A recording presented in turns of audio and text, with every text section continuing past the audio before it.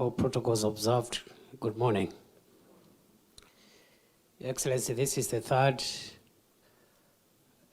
conference of this nature. We have been in Mount Kenya West. We also have been in Rift Valley, Nakuru, and we are happy today to be in Upper Eastern for this very important national conversation. Excellency, I want to thank you and the President for the leadership that you continue to give to this endeavor. We are agreed generally as a country that this matter of illicit alcohol and the sale and use of narcotic drugs and psychotropic substances is no longer a general matter. This matter is now personal. It is personal, Your Excellency, because sadly, every home today in Kenya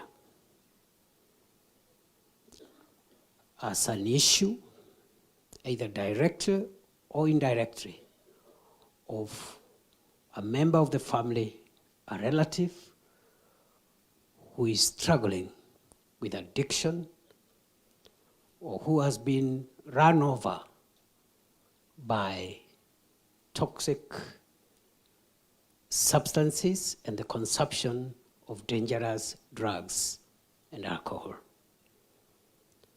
Not many homes are free of this problem. And therefore, it is no longer a general issue. It is a personal matter for every Kenyan. And Your Excellency, unless we sustain total war on this cancer, we stand to lose a whole generation. And I shudder to imagine what this country will look like 10 years, 15 years, 20 years from now, and thereafter, when many of us in this room will not be available to occupy the positions that we occupy today as leaders, as parents, as grown-ups. Your Excellency, for us in the Interior Ministry, we consider the sale and use of illicit alcohol, toxic and dangerous substances, narcotics. We consider this as one of our top 5 national security threats, with equal consequences on the future of our nation as the other threats that we consider to be top 5. This is why, as we all know, terrorism remains the existential threat to our nation. And that's why this country, for the last so many years, has invested huge resources to sustain the war against terror. Increasingly, we have opened another war, which we intend to sustain against people who have been using culture to cause violence and death and steal livestock, with about a third of the counties of Kenya affected, but about 13 counties most affected, including counties from this region. But the same risk and danger that terrorists pose on our people, the same risk and damage that bandits pose on the security of our nation, it is actually the same risk and danger that the people who manufacture, distribute, and sell dangerous, toxic substances that are destroying the health of an entire nation, it is the same risk that they pose. There's no difference. It's only that they use different methods. In fact, I dare say, what these substances are doing to this nation is worse than the damage that has been caused, even by bandits and terrorists, in terms of numbers. If we are not careful, we do not have a country. And I shudder to imagine what kind of a country we will hand over to our children when it is our time to go. Your Excellency, therefore, this exercise, I don't see it as a one-off thing.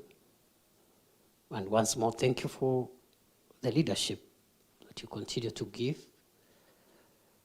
on behalf of the President. And the same energy, vigor, focus, and clarity of mind that we have shown in other threats to our national security is the same vigor, energy, and clarity of mind and focus that we are going to show as we take up the measures that will be recommended from this multi-sectoral and stakeholder engagement. Your Excellency, we will increase our budget at the Ministry of Interior to deal with this problem. The same way, we have increased our budget in the fight against terror and the fight against bandits. I see no reason why, for example, NACADA should continue being underfunded.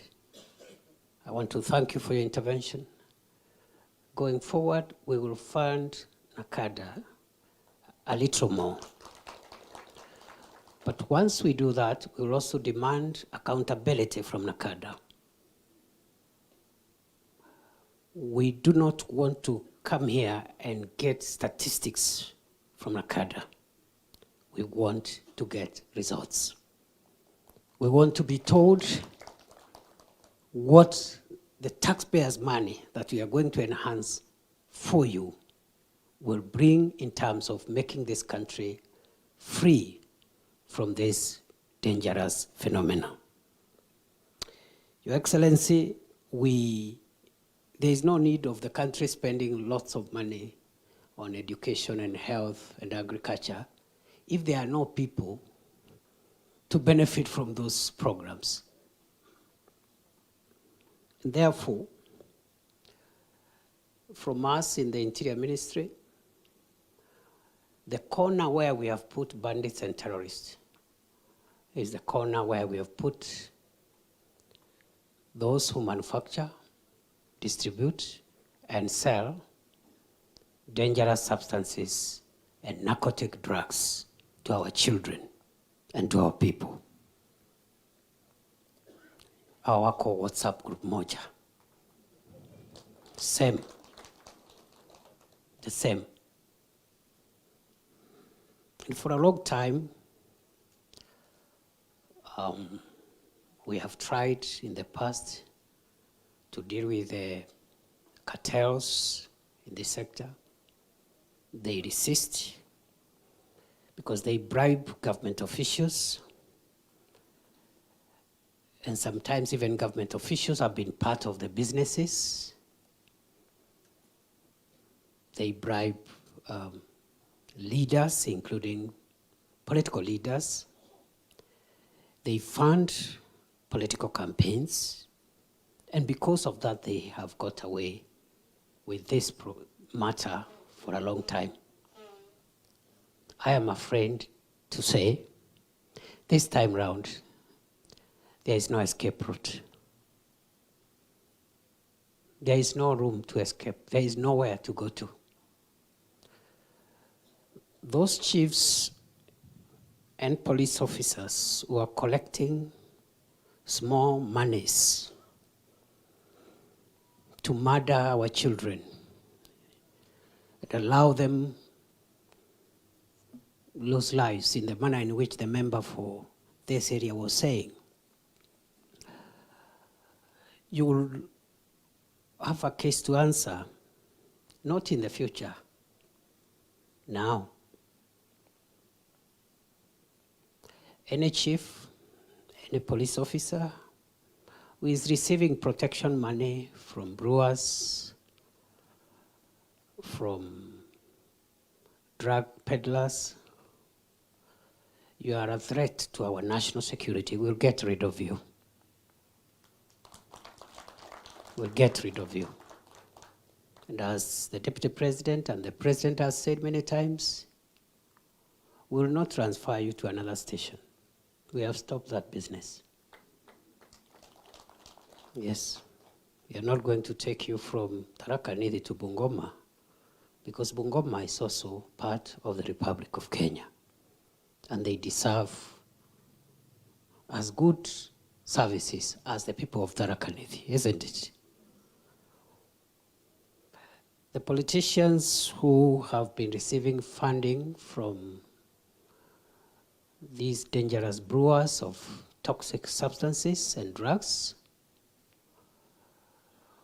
we are going to arrest you and prosecute you without exception. It doesn't matter who you are, whoever you are. The problem with a politician, because I have been one for a while, they have a sense of entitlement, and they believe because you've been voted for, you can overrun the country's legal system, you can do whatever you want, because you've been elected. Please, we're going to track every political leader who is part of this dangerous scheme to undermine our country's security. We'll investigate you very carefully. Once we get good evidence, we'll arrest you, prosecute you, and make sure you are convicted. And even if you are released by court, we'll appeal and keep on appealing. And eventually, if you are released, we'll see what else we can do. And I mean business. This should go out to all politicians, whether they are in the government party, Kenya Kwanza, or they are in the opposition. It really doesn't matter. This job I'm doing is very unpopular, and I have accepted. So I'm going to lose very many friends. Very many friends I am going to lose, and brothers and sisters with whom we have walked very difficult journeys together. But unfortunately, when it comes to service to the country, our country is bigger than friendship and brotherhood. So we'll arrest many of you, governors, senators, women reps, MCAs, all manner of people. Yes. And I said all manner of people. All manner of people does not exclude any person. Yes. And government officials, let me say this, Your Excellency, in your presence. Because I have listened to you, I've listened to President William Ruto. We are not doing very well as public servants, especially those of us who are serving in the public service. We are not doing very well. Those colleagues of mine who are serving with me in the Interior Ministry, the police, Ngao, we are not doing so well. That is the truth. People don't regard us very highly. They think there are some things we are not doing so well, because some of us take bribes, others look the other way and allow injustice to flourish, and we have no regard to the interest of the people who have no say in society. So we must build our image and rebuild public trust and confidence so that when citizens see a chief, when citizens see an ACC, a regional commissioner, when they see an OCS, they should see safety, security, rescue, and professionalism. At the moment, you can take a poll. Just take a poll. Take a poll and find out what people think about us. So we have a long way to go. And this is one area where I am afraid senior officers receive protection money to keep some of these criminals in business. And you're calling yourself a commander of something, a commissioner of something. We cannot allow this to happen over and over again. And as I've said, all the escape routes now have been sealed off. Because I know what President William Ruto has decided on matters of national security. Number one, no politics. Because you bring politics to national security, you destroy the country. Number two, we must be accountable. So we have a job to do, all of us. I know chiefs are finding it difficult to enforce the law because at the moment you require seamless support from the National Police Service. We are rectifying that issue because we don't have two countries, we have one country. Law enforcement is for the country, and we must all deliver as one. And therefore, very soon, we are going to announce reforms to allow national government administration officers to